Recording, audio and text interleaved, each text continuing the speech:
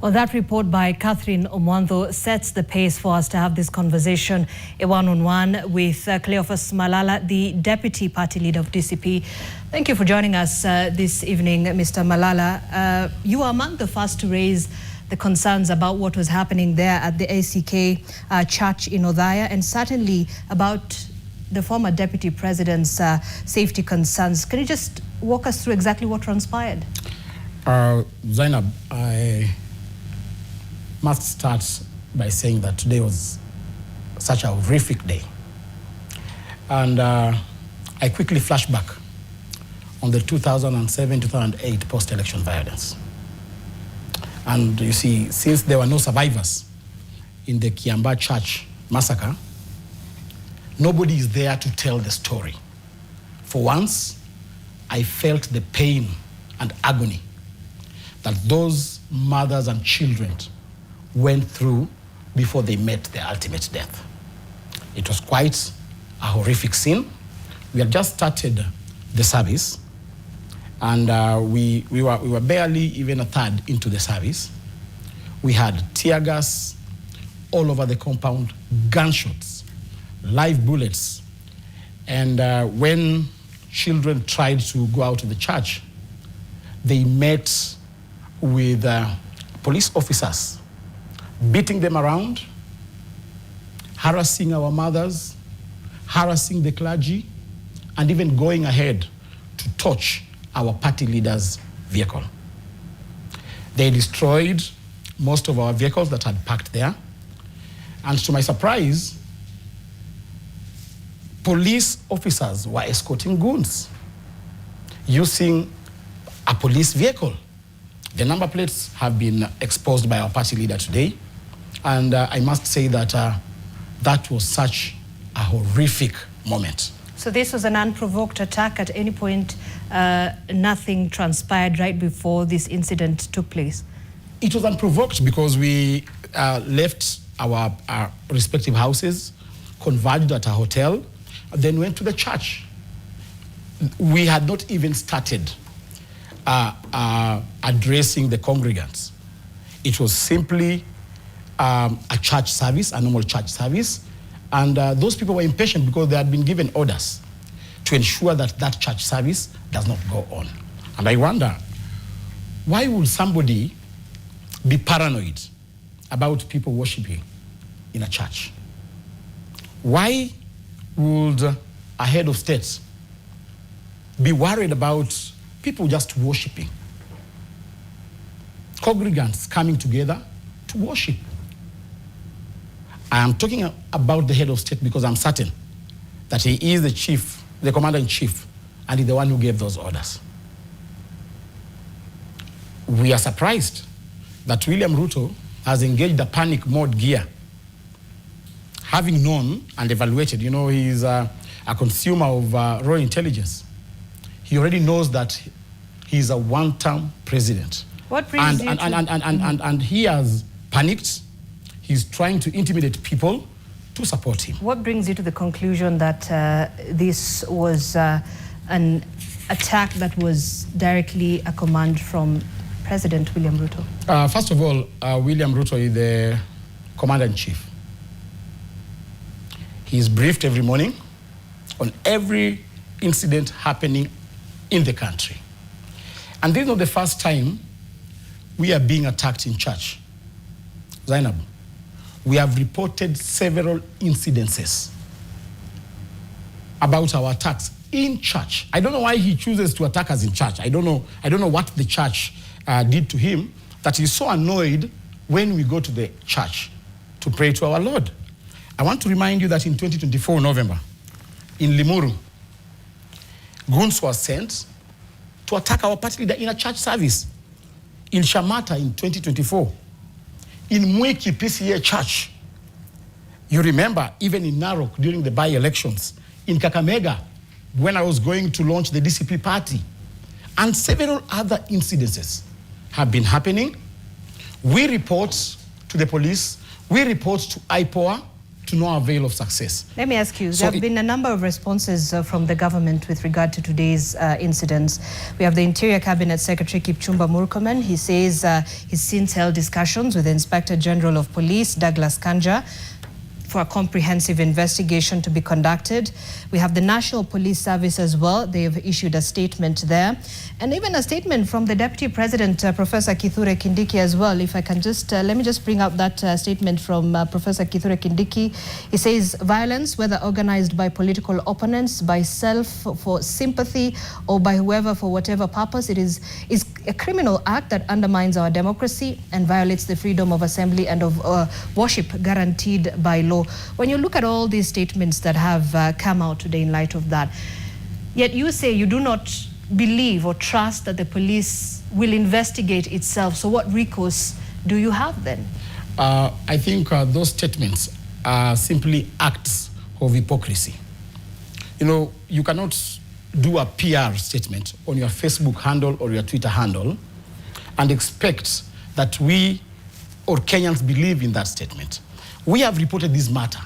Let Murkomen tell the country what has he done about the incidences that we have been reporting. I want to believe that this government is not serious about implementing policies of police brutality. You remember during the Gen Z protests? Up to now, no case has been investigated to completion. We lost lives in this country. People died. Young people died in the streets. The president gave a PR statement, said that he's going to investigate, and anybody who is found guilty is going to face the consequences of law. Today, as we speak right now, the DIG, Langat, who was alleged to have killed somebody in police cells, he's now a preferred candidate to take over as the IG. So William Ruto is not serious about implementing policies that will regulate police brutality. We want Murkomen to tell us what has he done so far. And if you want to know the level of competency that Murkomen is suffering from, even in his office, in the office of the Minister of Interior, somebody walked in at night, ransacked the entire office, and walked out free, up to now. I think that's a case that's in investigation, under investigation at this point. But you see... I don't want us to digress, right? You see, this shows the level of incompetency we have in the CS of Interior. Mm-hmm. How many months have lapsed since our Gen Zs lost their lives? Mm-hmm. We have reported 16 incidences of police brutality against our party and our party leader. What has the police done?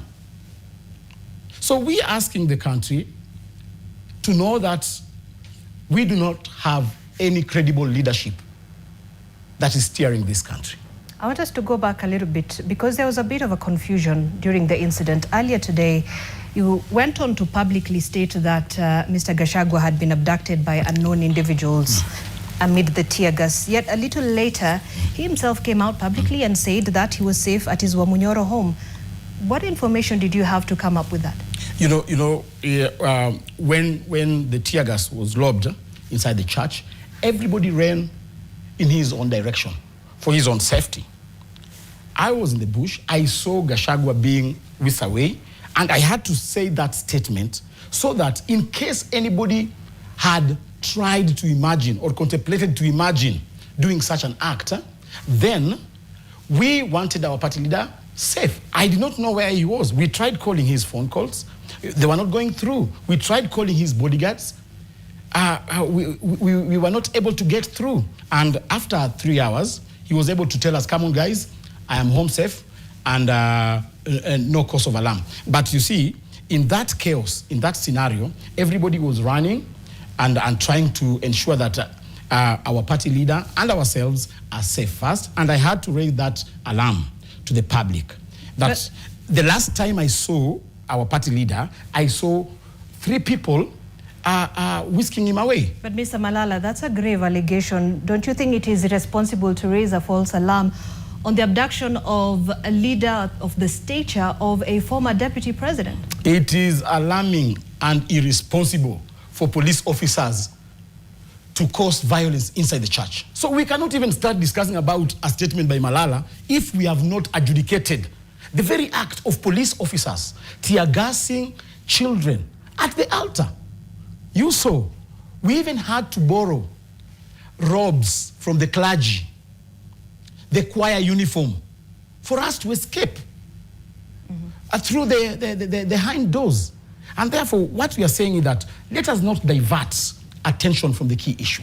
Government has sponsored bloggers to perpetrate a narrative that we stage managed this attack. Then you ask yourself, how then can we stage manage such an act using police officers? Where do civilians get tear gas? Are tear gas sold in Gikomba? Are tear gas sold in Naivas? No, and therefore Kenyans are looking at such narratives and confirming to themselves that indeed we have an incompetent leadership in this country. All right, Mr. Malala, we'll take a short break, and when we come back, we'll continue with this conversation and really dig deeper into some of these concerns and allegations that have been raised here today. Stay with us. We're going to be back in a short while.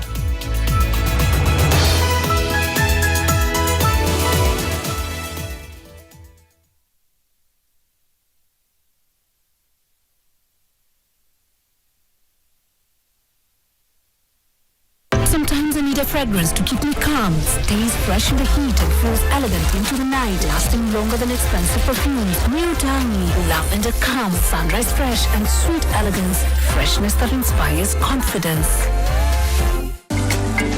Kiambu's population is growing fast, and with many residents from neighboring counties relying heavily on its healthcare services, hospitals were overstretched. To address these, Kiambu Governor Kimani Wamatangi has built 6 level 4 hospitals over the past 3 years and 26 level 3 hospitals, adding 1,600 beds countrywide.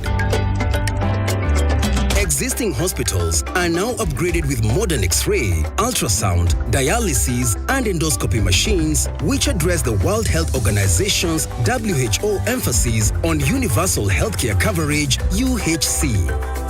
A new digital hospital management system boosts efficiency, supported by over 300 new staff.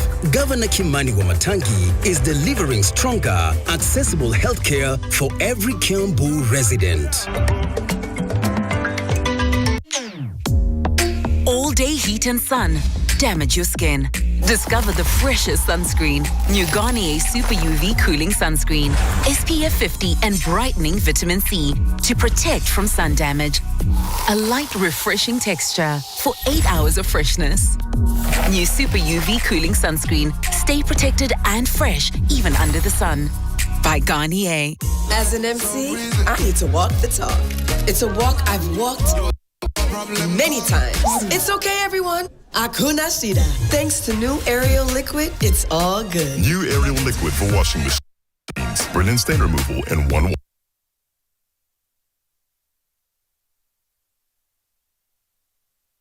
wash.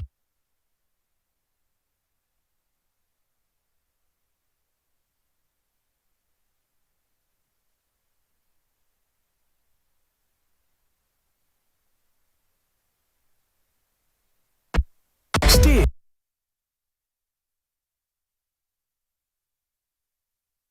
the game with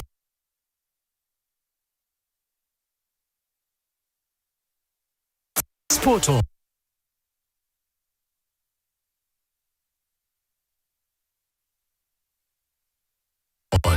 Catch it.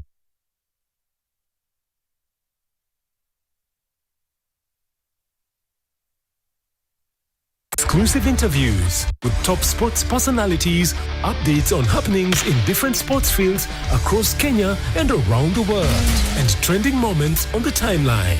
Relive the action with our recap of the weekend. And don't forget the shot of the weekend. Highlighting the most epic play. Sport On, your weekly dose of sports entertainment. Every Monday night on NTV. Open and save in your KCB Gold Savings account and win. 50K as school fees can find you anywhere. 500K can hit your MMF anytime. One bedroom apartment, your 5.7 million can be yours. Revisha Ushinde. KCB, for people, for better. All day heat and sun damage your skin. Discover the freshest sunscreen. New Garnier Super UV Cooling Sunscreen. SPF 50 and brightening vitamin C to protect from sun damage. A light, refreshing texture for 8 hours of freshness. New Super UV Cooling Sunscreen. Stay protected and fresh even under the sun. By Garnier.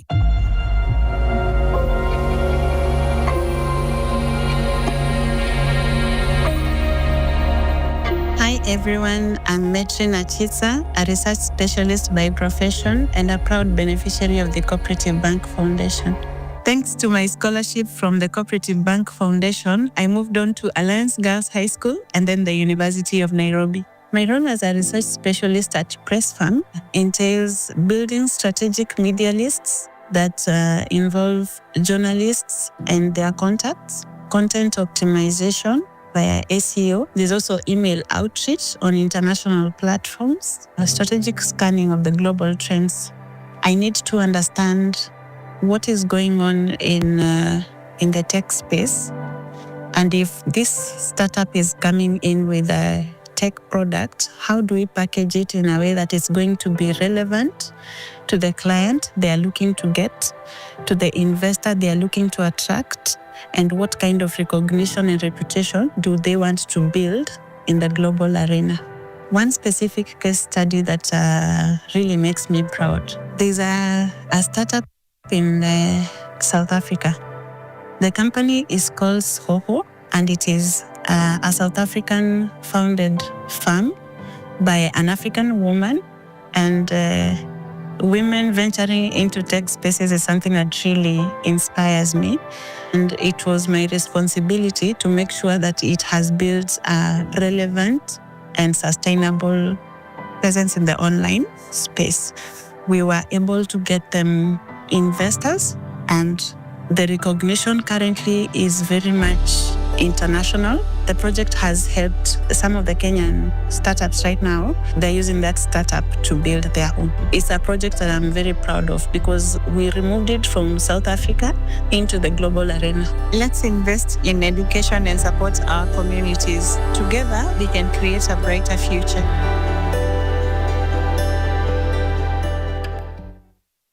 Imagine 24/7 monitoring system voltage and frequency to ensure it's no more, no less. Welcome to National Control Center. This is where we control the country's power generation. These screens enable us to see the entire network, the generation and the demand. You have to generate power, transmit it, deliver it to the substations, all the way to the transformer, and finally to you. Pamoja twang'aa.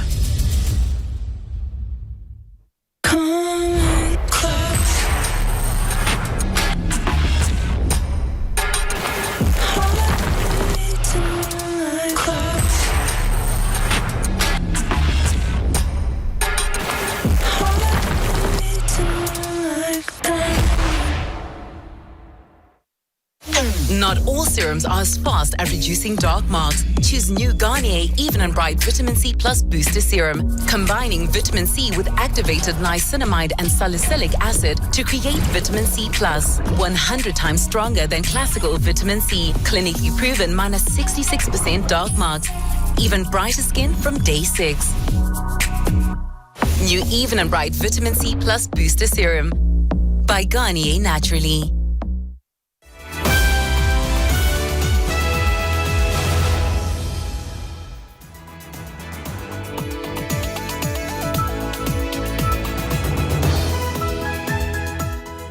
All right, thank you for staying with us. We are still with Cleophas Malala, the Deputy Party Leader of DCP, discussing a number of issues, particularly with regard to what transpired today in Othaya in Nyeri County, of course, where police are accused of sponsoring attacks against the former Deputy President Rigathi Gachagua while he attended a church service there. And of course, the chaos that ensued from there. Mr. Malala, I mean, this is not the very first time that the former deputy president has mentioned about an attempt on his life. He's said that several times. What does this speak to when you look at the political landscape in our country, specifically with regard to respect for differing opinions and diverse political views? First of all, we must remind Kenyans that the People's Deputy President, Rigathi Gachagua, his security was withdrawn. As we speak right now, he has no security. He's using civilians to protect him. You send people, armed police officers, armed goons, to his events. You expect him to protect himself with what mechanism? So all these attacks are meant to assassinate Rigathi Gachagua. It's not a joke. Kenyans on social media, some of the rogue bloggers of this regime are joking with this matter. But until when you will see a goon holding a firearm, pointing at you, that is when you'll know that whatever you're joking with is, or would rather spark into a violent incident. And I want to say that the sustained attacks on our party leader and the opposition in general, and the citizens who are supporting our school of thought, is a precursor to a genocide or post-election violence in 2027.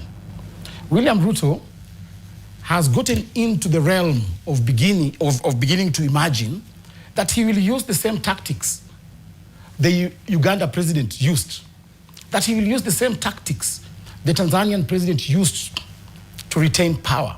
We want to tell them that Kenya is a mature democracy. We believe in the rule of law. We believe in democracy, and the citizens of Kenya will not sit back and watch as their country is being run down. And sadly, very serious allegations there. But I go back to the question where I ask, do you have perhaps then plans for any legal redress to address this, if you do believe truly that the police is not independent to investigate this matter once and for all? We have raised these incidences with IPOA, with the police, to no avail of success. We shall be calling upon, and Kalonzo Musyoka and even my party leader today insinuated that we shall be calling upon the international community to come into this matter, because we are unable to safeguard our sovereignty as a nation. We need to call upon the international community to come and call out the president. Sometimes, Zainab, I pensively sit in my living room and listen to our president, and I experience what I always experience when I remember the hyperbolic expression that insinuates a corpse in a hearse driving itself to the graveyard. We do not have leadership.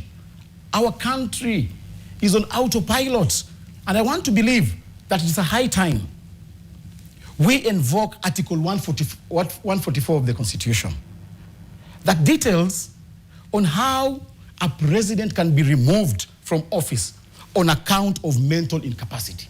I want to believe.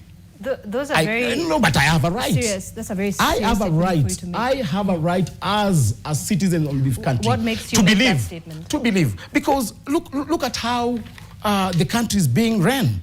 As we speak right now, capitation money has not been released to schools. The one that has been released is to pay the pending bills for last year.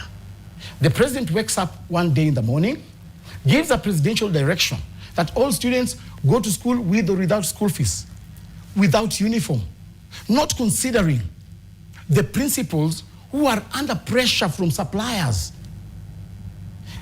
Yet, you know very well, as a government, you've not released monies to the institution. You've seen Ruto has sustained attacks. You remember, NTV journalists were attacked. Ruto has attacked everybody. He is a merchant of war. I can tell you for free. Because you remember, children, young children of Butere girls who are acting a simple play about how he is mismanaging this country were mated with violence. He doesn't care. So long as you are opposing him, he retaliates in violence. And therefore, we are worried. We are worried as a country. So where do you think, what is the core of the matter really? Bad leadership, insensitive leadership. It's it's not just about the hunt for the Mount Kenya vote? Mount Kenya has moved on. Let Ruto forget about Mount Kenya. The mountain has moved on. William Ruto lied to the people of Mount Kenya with deceitful politics. They are a conscious community. As we speak right now, it is certain that William Ruto is not going to get anything tangible to make him a second-term president from Mount Kenya. Recently, you saw him hyping himself that he has taken control of the North and Eastern.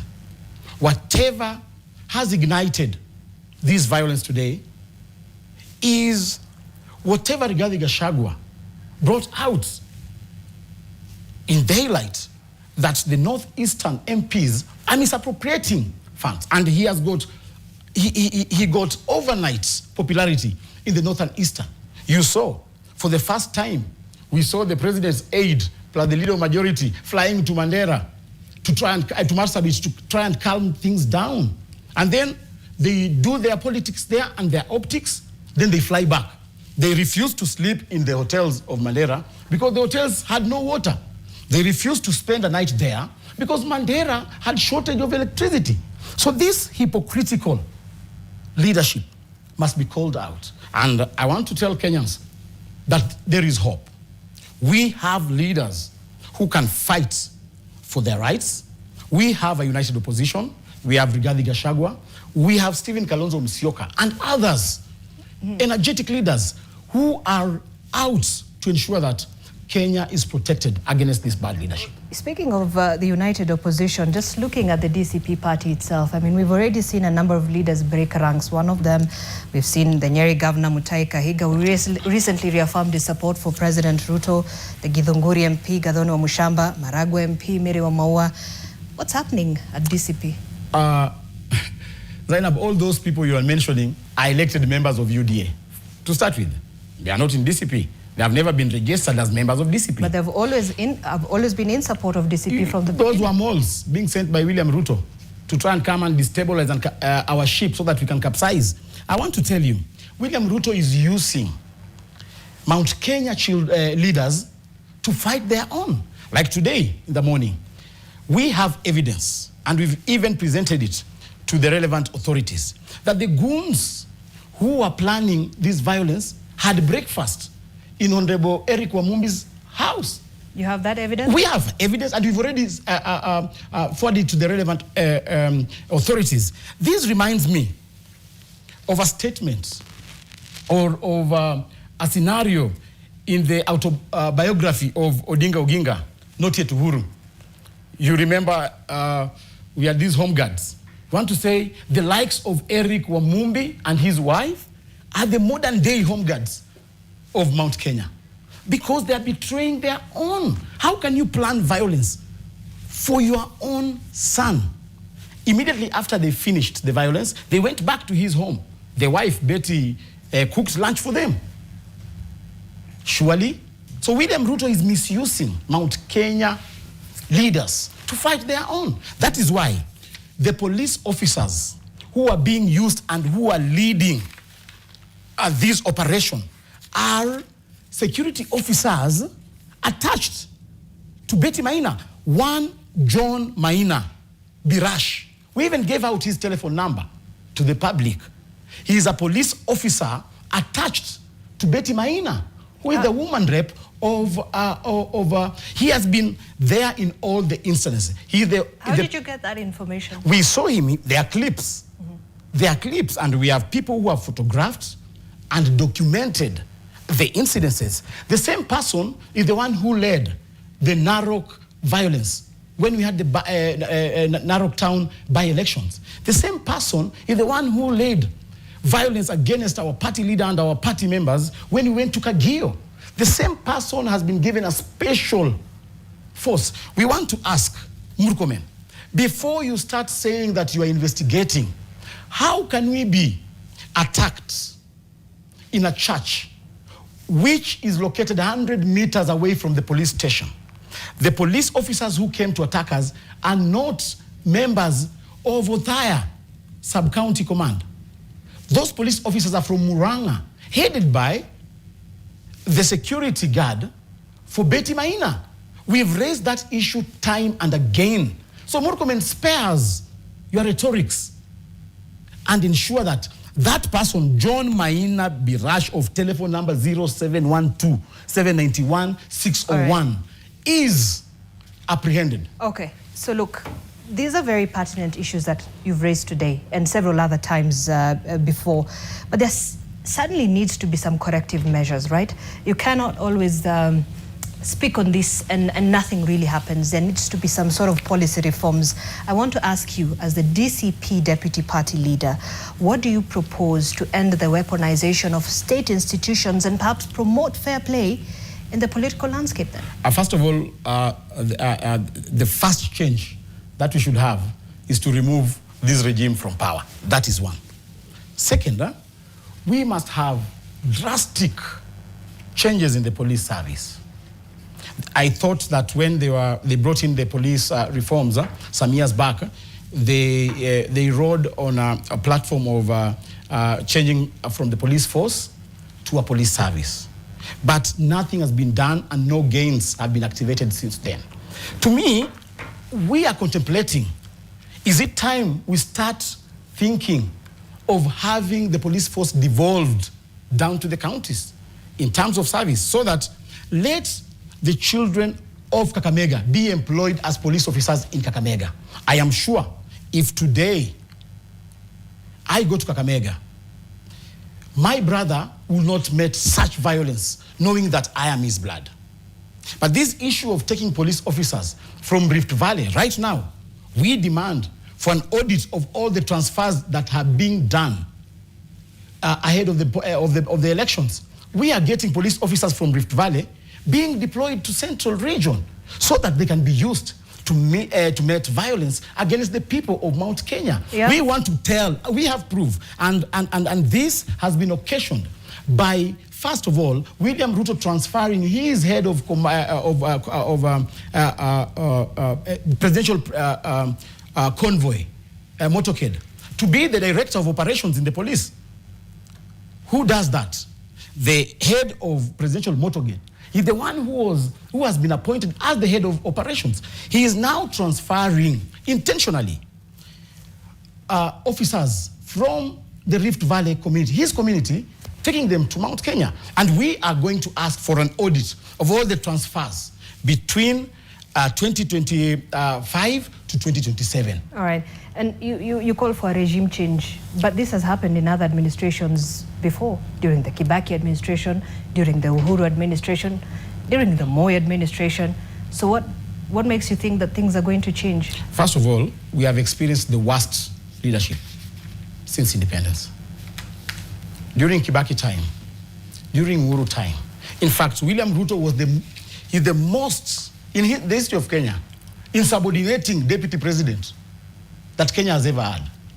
Yet, Uhuru Kenyatta never treated him the way he has treated Rigathi Gachagua. So what we are saying that this regime is wrong, and the only thing that Kenyans are hopeful that we are remaining with less than 17 months to take this regime home. And we are certain, and we are working hard. There has been a lot of attempts to try and buy leaders from the opposition, to try and bribe leaders from the opposition with tokenism. William Ruto believes that every solution is found by buying leaders, by giving tokens to leaders. Raila Odinga, just a moment, Zainab. Raila Odinga After the Gen Z demonstration, they had an agreement with William Ruto that gave birth to the broad-based government. That agreement was on the foundation of implementing the 10-point agenda. Raila was very specific. First, on top of that list was the compensation of Gen Z victims who died. Right now, William Ruto has set aside that document, and now he thinks if he wants to make Raila happy in his grave, let him appoint the widow. We want to ask William Ruto, if you are in the process of appointing widows, Jirongo left 3 widows. Up to today, those widows have not been appointed, and they are fighting for land. Their land has been grabbed by somebody we know in this country. Well, he's made dozens of other high-profile appointments. Why zero in on this particular? But why not prioritize that which Raila Odinga prioritized? All right. Raila Odinga, if he wanted his wife to be appointed, he would have done that. But Raila believed in exercising But she's accepted justice. that appointment. I'm talking about Raila Odinga, not Ida Odinga. I'm telling you the beliefs of Raila Odinga, because Ruto wants to extract political capital out of that appointment. But I want to tell them that we need, lastly, to have an audit of all the violent incidences that have occurred in Kenya since this reign began. We want to be told, you saw that even this violence is not limited within the jurisdiction of our borders. We are even exporting violence to other countries. You saw an aeroplane was shot down, and NTV, the one which exposed that scandal. There was a plane that was shot down, exporting firearms to go and fund war, to kill women and children in South Sudan.